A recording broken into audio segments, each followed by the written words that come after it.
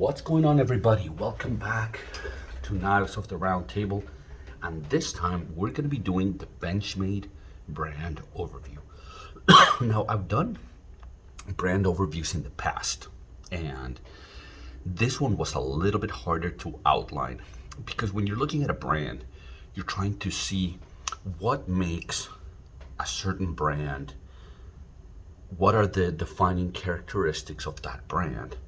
And with Spyderco, the leaf shape blade, it's a little bit longer, a little bit shorter, taller, whatever, but it is very recognizable. It's something that you can say, yeah, that was made by Spyderco. Kind of the same thing with Chris Reeve, but that's not the case with Benchmade. With Benchmade, we're looking at knives that are just, they're very different in their entire lineup, in their spectrum. So what I did is I tried to grab from my collection, kind of samples and representations of what Benchmade offers. I don't have the entire Benchmade lineup. That's a very long lineup. But hopefully this will give you an idea of kind of their range, the breadth of offerings that they have. So as always, we're going to be talking about the brand's strengths, the brand's weaknesses. We're going to see if there's an iconic knife in their lineup. And at the end, I'm going to give you my recommendation in case you want to, if you've never had a Benchmade, or if you're looking to purchase your next Benchmade, maybe this will help you kind of get an idea of kind of what you'd be getting into. So let's start with what the brand does right. Okay, and I think that's options, variety, and not just in having the same knife in different steels. There's so many versions of the bug out with different steels. There's so many versions of the 940 with different steels. But you'd have to like the bug out. You'd have to like the 940. But that's not the case in Benchmade. In Benchmade, if you want, you see the different blade shapes, different designs here, the different sizes, and also the different steels. And so you have this ability to just purchase whatever you want. If you asked me for one brand that would appeal to the most amount of people, the majority of people, I would say Benchmade. I would venture to say that it'd be very hard for anybody to not find a bit knife in the Benchmade lineup that they really liked. You have, representing the bruisers, right? You have a 4-inch blade in the Benchmade Contego. Now, this particular version of the knife was a KnifeWorks exclusive. I don't think they sell it anymore, but this is a Warren Osborne design, and that's kind of what Benchmade does. They have some knives that are, in-house designs. I believe the bug out is an example of that. But then they have, Jared Ozer, Warren Osborne, Shane Siebert, all of those designs from different knife designers. And that's what gives Benchmade, a little bit more flavors in their lineup. So this is a 4-inch blade. It's a thick bruiser. It's heavy duty. It's aggressive. It's got jimping everywhere. So this is a hard work. So if you're looking for a heavy duty knife, you'd go like this. If you're looking for a mini tank, well, maybe you're looking at the Mini Adamas, from Shane Siebert. This one's in Crewware. I'm really glad that they did this in Crewware. Now, if you're looking for, something that is more EDC and a little bit slimmer, then you're looking maybe at the 940 here. If you're looking for a fancier version, maybe you're looking at a gold class. So you've got, what the brand does right is that you've got options. Not only do you get many different versions of the pocket of the 940, there's certain knives, the Crooked River, the Mini Barrage, the Reptilian, that you can go into their customized shop and basically customize the knife at whatever you want. You get to pick your steel, if you want it with a certain graphic, or whether you want a coated blade. You get to pick your hardware. You get to pick the color of your scales. You get to pick all of those things. So I think what the brand does best is to give you different options, because even more than that, right? This right here is the gold class Tengu flipper. And what Benchmade does is I think it's once a year, they do what they call an unlimited limited run, which means that for that year, they're gonna produce an unlimited number of a gold class knife, like this one. So during that year, they're gonna keep on producing it, but at the end of that year, it's done. They're not producing it anymore. But they've done that for a bug out. They've done that for the proper, for the crooked river. They've done that for a variety of knives. So if there's a specific design that you really, really like, the mini crooked river or the proper, or in this case, the Tengu flipper, there's a chance that some point in the near future, Benchmade's gonna do an outstanding, exotic, fancy version of the knife. So that's, as a collector, that's really cool, right? If you really like a design and you want that next year of design, of quality or materials, then you're going to be able to do that. So for anybody that's a fan of the Tengu flipper, because there's a regular version of the knife with black micarta and I think it's S30V. But if you're a fan of that knife and you're like, oh, I wish that there was a fancier version of the knife, well, the gold class offering of Benchmade, it kind of does that. If you want, this is the mini barrage, and there's a full-size barrage which you can customize in their shop, and this is an assisted opening. So you have out the front, you have automatics, you have all of these things, including fixed blades. So you're likely to find something in the Benchmade lineup. Now, if you wanted, they have their Hunt series, and I brought the Hidden Canyon as a representation of the Hunt series. So that's in case you want a more traditional looking knife. They've got this. I think they call it G wood, but it's a wood looking handle, but it's not wood. It's kind of like a layer G10, but it looks like wood, but it just behaves a lot better. So if you wanted more traditional, you get something like that. If you wanted something that's more tactical, you get something like this. So variety. I think the theme with Benchmade is that they have so many designers, so many different knife choices, from the large to the small, from the tanks to the easy EDC, that it'd be very easy for you to find something in their lineup. Now, another thing that Benchmade does right is the access lock, right? The access lock is this center lock that is the same experience for a left-handed guy and for a right-handed guy. But not only that, lefties are, whatever, 10% of the population, but what you do have is some of the advantages of a liner lock, right? Where no matter your hand position, no matter where your fingers land when you're trying to deploy the knife, you're able to do so without affecting the lock. The frame lock is a great locking mechanism, but it does have the disadvantage that if you put your finger on the lock bar, sometimes it'd be easy to deploy the knife. And with the access lock, you get kind of the advantage of a liner lock, where no matter where your hand is, but you don't have the disadvantage. This is a liner lock here, but you have to kind of push your finger into the groove and try to disengage the liner lock, and that's not something that you have with the access lock. The vast majority of Benchmade's lineup will have an access lock in some form or another. Even when they have assisted openings, they'll still have the access lock.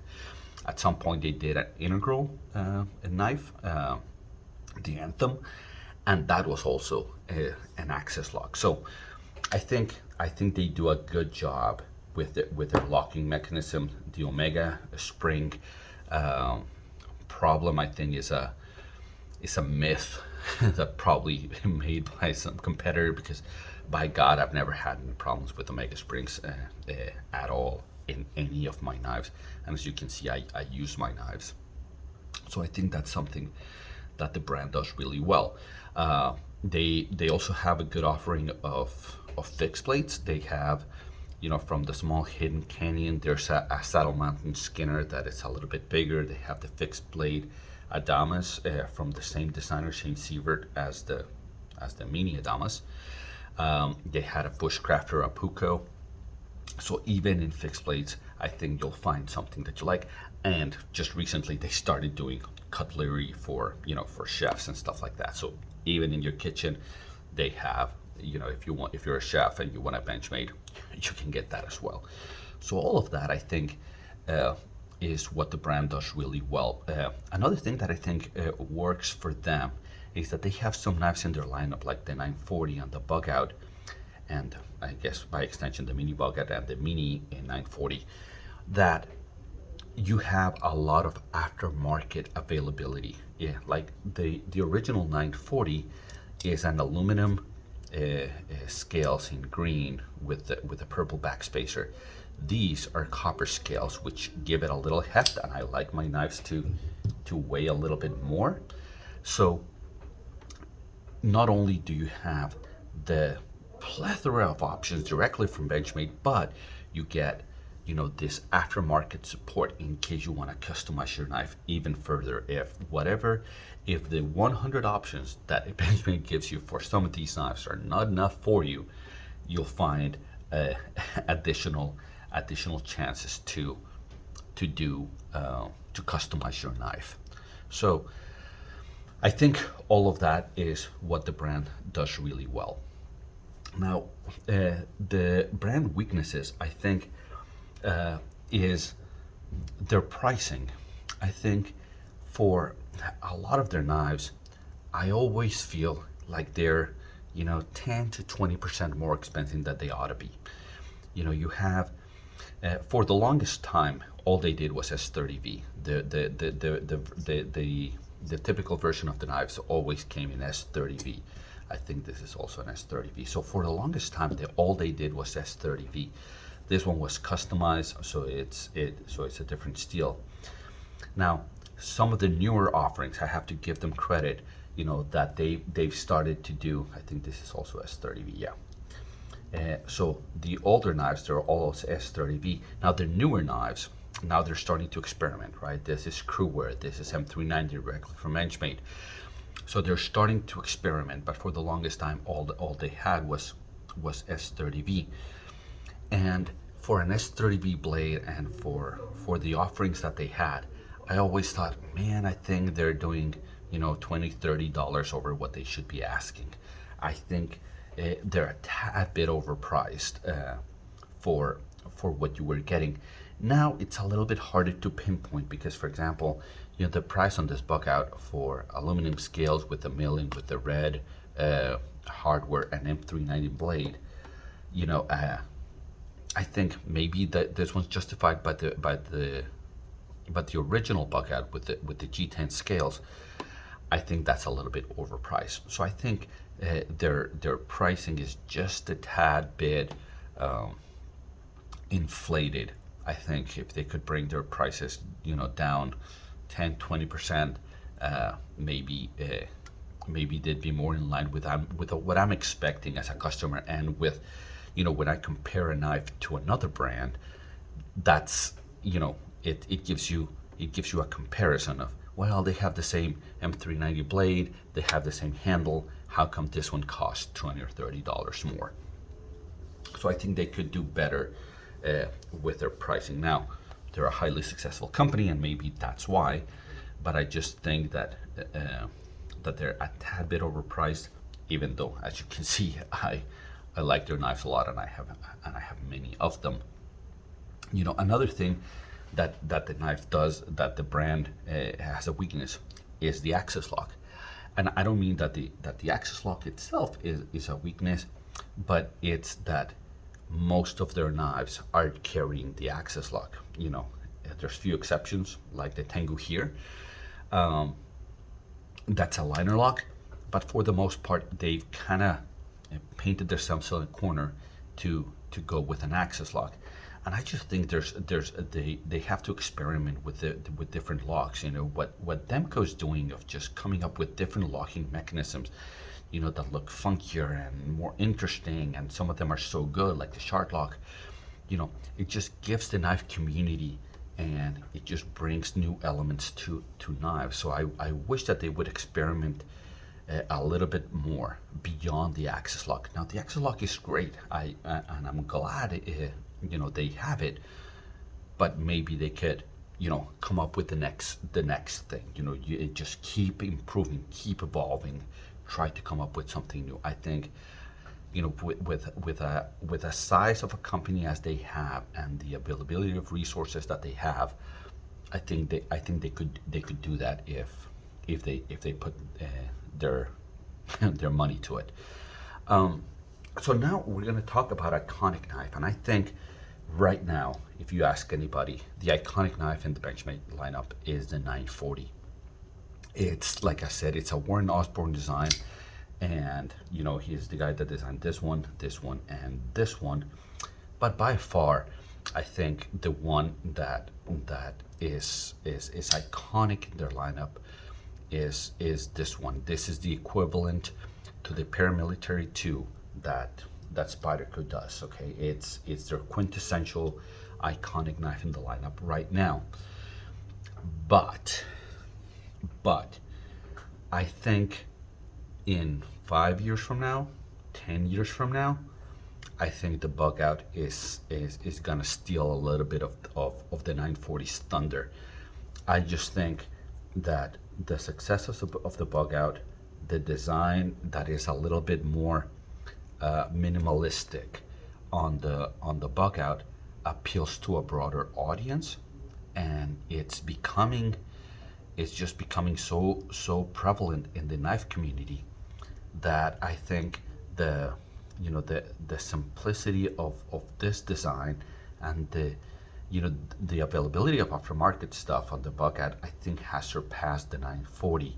And even though this knife is probably 10 to 15 years younger than this one, so I think right now, if you ask me, the iconic knife in the Benchmade lineup is the 940. But I don't believe that's gonna stay that way. I think the bug out is gonna supplant it here soon. And that's the reason in my knife reviews, I decided of the Benchmade lineup to make the bug out and the mini bug out my knife comparison for sizes, because I think that this is going to be far more prevalent in people's collections than that one is. So that's the iconic knife right now, and I think this is the iconic knife of the future. So, if you're looking to buy the iconic, maybe right now you buy both, and then you're covered. Yeah, Mark. Yeah, we're made of money, right? But and then my recommendation. It's very hard for me to recommend a Benchmade knife because they have so many offerings that it kind of depends on what you want. But I when a reviewer says that, I all feel like it's a cop out. So I will tell you too. I would get one of these two, the Mini Adamas and the bug out. And if you don't mind a chunkier, bigger knife, then get the Mini Adamas. I think right now is my favorite knife of the Benchmade lineup. It has screw wear, the color scheme here in green and tan. They also offer it in black and gray. I think it's my favorite knife right now in the Benchmade lineup. If you're looking for something not as chunky or tactical as this, then absolutely the full-size bug out. The mini version, it's a little bit small for me. If you have smaller hands, maybe you go with the mini bug out. But my first recommendation would be the Mini Adamas. And if you think this is a little bit too aggressive for you, then the bug out is definitely my recommendation for you. So guys, if you have any questions or if you want to discuss more Benchmade, we can. I'm going to try and do a review of all of these knives at some point where we're going to dive more in depth. I think I already have the review of the bug out there. But we're going to try and dive a little bit more into the design of each of these and the other elements of the Benchmade lineup. But until then, I hope this is helpful for you. I hope this kind of gives you, if you wanted to jump into buying a Benchmade, maybe to clear it up for you, or if you want to buy your next Benchmade, maybe which one to get. Well, guys, if you enjoyed the video, like, subscribe. Otherwise, I'll see you until the next one.